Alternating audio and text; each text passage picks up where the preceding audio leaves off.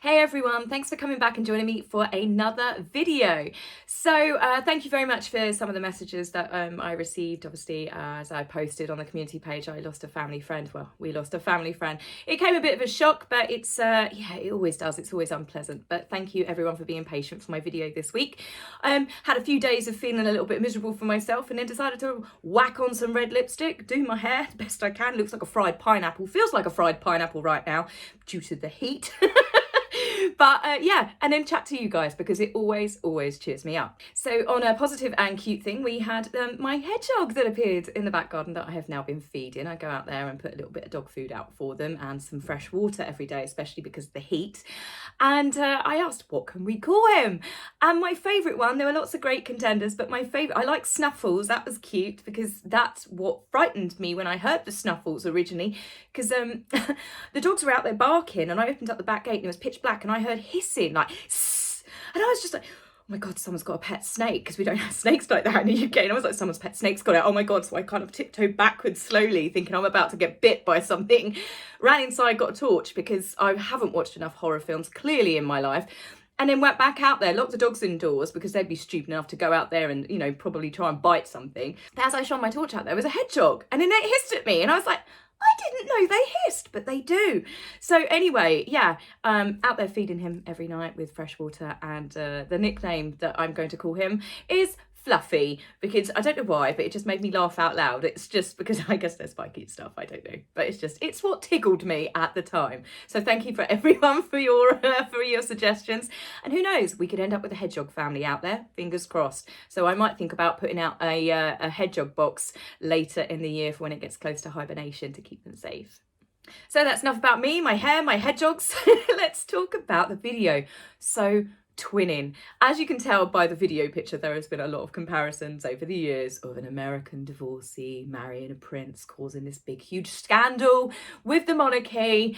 And obviously Harry and Meghan have been compared a lot to Edward and Wallis. And rightly so, but I will come to that in more detail shortly. Now, first up, we had Meghan Markle's birthday as she turned 41, to what some believe. I honestly, I don't know. I can't see that Thomas would lie about it. An actress's age is always like 5 years younger, but yeah, I don't think we're ever going to know the truth about that. But it is rather weird. The one that got me was there is a guy that he confessed that they had their first kiss at like summer camp when they were both 13 and he's now 45. So it does make you think, there's something not quite adding up there. But hey ho, lots of people have lied about their age. Hey, Omid Scovey, for example. But you know, a lady's age is always meant to be their own personal business. But it would just be one of many truths that may not actually be the truth. But what rolls in with the whole twinning theme of this video was there have been several posts of people now suddenly calling her Princess Meghan, like all at once. Sussex Squad has started calling her Princess Meghan. We've got Tyler Perry, who knows better, Princess Meghan, because she's not a princess. She is allowed to use the title of her husband. She is not Princess Meghan, she is Princess Henry. The same as we've got Prince Michael of Kent and Princess Michael of Kent. So she is allowed to use that title if she wishes, but they chose to use Duke and Duchess because it's actually a higher rank than Prince or Princess. Yeah, I know, I had to look into that one a few years back because I was like, huh? But yeah, it's true. But the fact that this has now been launched all over social media, there's a post, funny enough, going around, and I caught it and I missed it. I should have saved it to share with you. There's apparently, I don't know how true it is either, but apparently the Queen or the monarchy have put forward to Parliament that they would like to take back powers or have the power to be able to take titles, strict titles, without it having to go through Parliament. But this is where I noticed the connection of suddenly seeing on social media, Princess Meghan, Princess Meghan, Princess Meghan. And Tyler Perry was one of them. And I'll read you out his tweet. Well, you can read it here for yourself, but I'll read it out loud anyway.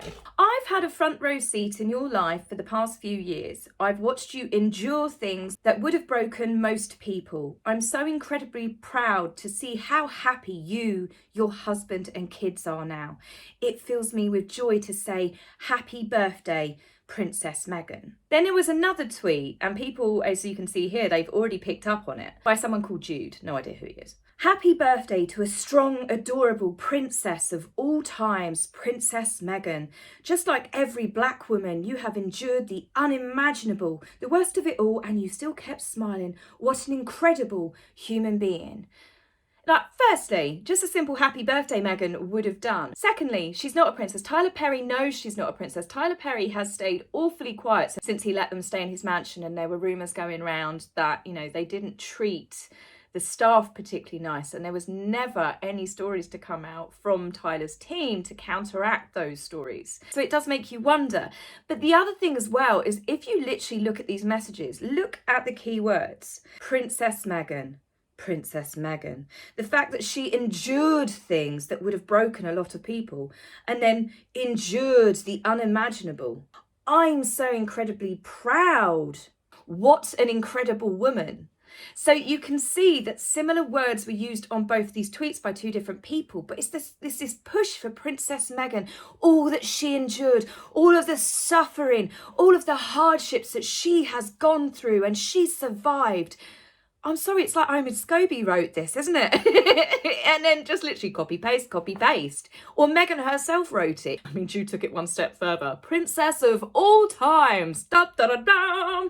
Yeah, okay, all bow to thee. But we're taking it a bit far, isn't it? Now, Meghan twinning, we have seen this as a normal thing for her. She does this quite a lot when she is trying to be like someone. Like Meghan, she's trying to paint herself as a politician. She's dressed like Michelle Obama or Ivanka Trump. Meghan, when she wanted to be seen as a UN ambassador like Angelina Jolie, ba-ding, here you go. Then you've also got the fact, Meghan's wedding dress, you know, the Givenchy dress that everyone praised, which was badly fitting in all honesty. It was an actual copy of Princess Angela of Liechtenstein. She actually married Prince Maximilian back in 2000, I think. She was actually the first black princess to marry into modern European royalty. And yes, she married into European white royal family. And there hasn't been anywhere near, well, even remotely as much as a stink and a kick up as what Meghan and Harry's marriage caused. That's because they like to stir the pot. And then obviously she wanted to be recognised as the new Princess Diana, as Princess Diana reincarnated. And yeah, that went to a whole different creepy level. But she actually does emulate someone, and it is a very scary reincarnation. There's been lots of comparisons of Meghan and Harry and Wallis and Edward. Edward being the future king that abdicated to marry the woman that he loved. And then obviously you've got Meghan. Harry gave up queen, country, duty, scruples to marry the woman that he loved. Oh no, wait, he didn't give that up. He wasn't going to be the next king. He gave it all up after he married her. So Meghan has been compared to Wallis Simpson just for the fact she's American, she's a divorcee, she caused issues in the royal family. One caused an abdication, one caused basically another prince pretty much going into exile. It's yeah, the similarities of the twinning, as we call it, a little bit uncanny. It does get worse, but we're going to start with the fashion. Now, Meghan has been compared to Wallis on a couple of occasions when she did the Oprah interview. You know, this does look a little bit similar. They say that the Queen made a dig. We've given them Frogmore Cottage because it's not too far from where Wallis Simpson was buried in the grounds with Edward. There was also the Rolls Royce that was used to take Meghan to her wedding to Harry. This car was reportedly actually used to drive Wallis Simpson to the funeral of her husband Edward when he passed. So the fact that Meghan actually chose this car herself out of a choice of many other cars makes me think that perhaps she wasn't that bothered about being compared to her, or perhaps wanted to be compared to Wallis Simpson. Now, this comparison actually caused a bit of a hoo-ha on social media, and rightly so. I say social media, I'm on Twitter. Just to make that clear for people. And basically, a Twitter account called Barry made this comparison, found the outfit that Meghan wore to St. Paul's was actually identical to that of Wallis Simpson. And what happened here was Rem is a good boy and Dagmar Marie 77, so this is a good memory, they actually do regular posts of when royals appear, Catherine, Sophie Countess of Wessex, even Meghan Markle. They like complete sleuths, put together what they're wearing, where it came from, how much the outfit costs. So if you are actually interested in that, it's a bit like Meghan's Mirror but across all of the royals, then please follow them. I've actually put their Twitter handles in the description for this video. But anyway, Barry used these photographs, but then the Express ran their own story comparing the outfit like they'd found it themselves and actually used the photographs that Barry had posted. So it was a bit cheeky. Quite rightly so, they were contacted and then they changed the article to actually put the fact that this was found out by other people. But it's a bit cheeky, isn't it? And it's not the first time I've seen even things that I've posted, conversations that have gone on social media. A few days later, a particular media outlet then runs the story like they've just discovered this. And you're like, we were talking about that weeks ago, actually. But Barry truly was onto something. It is identical. It was made by two different powerhouses of fashion. Meghan's was actually designed specifically by Dior, whereas Wallis's was actually designed by a combination between Balenciaga and Givenchy. And you can tell that it is like she's given a photograph and said, I want to look exactly like this. The only difference is the collar. I actually prefer Wallis's outfit here because the collar looks just a bit more sensible. Meghan's looked like a clown collar. It was over the top, and especially with the dramatic hat, it would have looked much better with a smaller, neater collar on it. It just didn't quite match the overall look. But the fact that the belt, the gloves, everything. So why would Meghan want to be compared to Wallis? That's the bit that I find bizarre. Or did someone actually at Dior or one of Meghan's team go, giggle, giggle, let's get this outfit for you? Yes. Because obviously Wallis was viewed in a very negative light, as was Edward. But again, this is where these couples twin to an actual creepy degree, where they could be reincarnated, or it's just a little bit of history repeating. And it's not just in the fashion stakes when it comes to Edward and Wallis, the comparisons, their personalities as well. I mean, Wallis was known as being sadistic, domineering, abominably rude, talked down to people. She demanded that she was treated as a duchess, you know, really pushed those titles. She loved the privileges that came with it. She loved the doors that it opened for her. She apparently had everything like monogrammed with royal insignia. I know, sound a little bit familiar, doesn't it? But she reportedly, sadly, couldn't stand Edward. Edward was reportedly weak-minded. No, now. But it was the fact that he followed her around like a little puppy dog. When he was with her, people said that he lost any traces of his own personality. He hung off her every word, her every command, and was often saying that nothing was ever too good for her. Sounds like what Meghan wants, Meghan gets. And she herself was not known as a particularly nice person. She was reportedly a bully, mean, cold-hearted. And you just think to yourself, with all of these allegations, with Meghan stomping around, I am a duchess, you will treat me as such. Despite all of the privileges and everything that Edward was still gifted, despite obviously abdicating the absolute nightmare it caused the monarchy, he still put in demands and requests that Wallis was made HRH. She was made a duchess, which was already seen as quite a nice thing to have done given everything that happened. But the fact that Edward's still living in the Bahamas, still being treated like royalty by a lot of people, still continued to make demands, still behaved entitled. Again, it sounds so familiar that Harry and Meghan, despite everything that they've been given, every privilege that they've ever had since she became part of that family and since they've left, despite everything that they've done, they are still demanding that they have their security reinstated. And we know why that is. It's got nothing to do with safety, and it's everything to do with getting free security paid for by the state of every country that they can go to. It's uncanny, really, that it is absolutely twinning in so many different ways.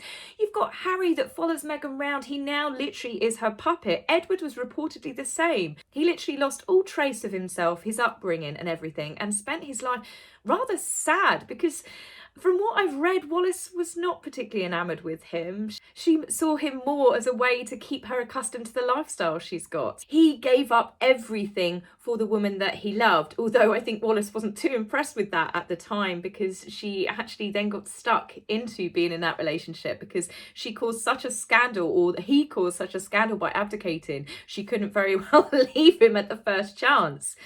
Luckily, Meghan doesn't have that on her side. Harry willingly decided to shit on Queen and Country and duty and give everything up for her. So literally, she's not going to get blamed for that. He chose to do it himself and has continuously attacked his family. Edward lost his identity when he was with Wallis. He became very weak, childlike with her, that he basically saw her as a domineering, mothering figure. You can see that a fair bit with Harry. She was very much in control of the relationship. And we have sadly seen Harry kind of take on that sort of persona where people have lost respect for him because he is literally the advertisement for being pussy whipped, as the expression is. But yeah, he's changed everything about him. He's given up everything. He's the one that's given up everything. And when you look at what Edward gave up to be with Wallis. Now, to end up the video, this was a slightly amusing one. I don't know if it's true because it's tabloids. Remember, America doesn't have tabloids. Meghan's never even heard of tabloids, despite reading them herself. But she, I know, it's just another one of those like, what? You made that up? What? That's the stuff that Oprah should have actually been asking. What? What? But Heatwell has come out with the story that Harry and Meghan are so deeply paranoid with their security concerns that they have a secret escape tunnels. Apparently lots of richer, famous people have that. I mean, I've heard of panic rooms, but now they've got escape tunnels. But in addition to that, they use body doubles. Now, there's been lots of photographs that gone round, and sometimes people overthink it, like, oh, that's Photoshop, that's not them, that's not a body double. But there is one photograph that surfaced recently, and I think there could be some truth to this, and that is the one that I've never got my head round, and that is when they were in Jackson Hole. It's got nothing to do with her weight. I'm not body shaming. It's the fact that you saw Harry, you saw Archie, I believe that was them, but you only saw the back of Meghan. No other photos were released. The hair and the hat perfectly covered her face. This is Meghan. This is Meghan that could find a camera in the middle of an arena. She always knows where the camera is. She's got some secret built-in radar. She truly has an uncomparable skill in finding where that lens is. So for her to not have smiled, looked at the camera once, even a side view of her, especially when we saw what she got up to in Uvalde not that long beforehand, I don't believe that it was her. I think it might have been a nanny, but I just find it very odd that there were no side shots. So maybe. So we've got the body doubles, we've got the rather similar posts on social media from two of Meghan's friends or fans, and then obviously the comparisons between Edward and Wallis, which I am just finding so strange that a couple marry basically together, same family, and that sounds a bit incestuous, you know what I mean? But Meghan, an American divorcee, marries a prince in the British royal family, causes an absolute hullabaloo, but the similarities in Prince Edward and Harry, but also Meghan and Wallis, personality, everything that the way that they've behaved, the demands that they make, it's truly, when they say history repeating, it's almost bizarre, like someone's writing this as fan fiction or something. So I hope you have a wonderful weekend. I'm off to Arundel tomorrow for my mother-in-law's birthday. It's a beautiful place. I know I've mentioned it before. I'll take some pictures and share it with you next week. Not to be mistaken for the fictional place of Arundel in Frozen. This is a real place and it does have a real castle. So I hope you have a fantastic weekend, whatever you do, and I will speak to you soon. Take care for now, guys. Bye. If you like my video, please remember to like and subscribe. Please, angry typists, you will be blocked, so save your fingers the time. If you would like to buy me a coffee, please go to my About page and click the link. Love, Taz.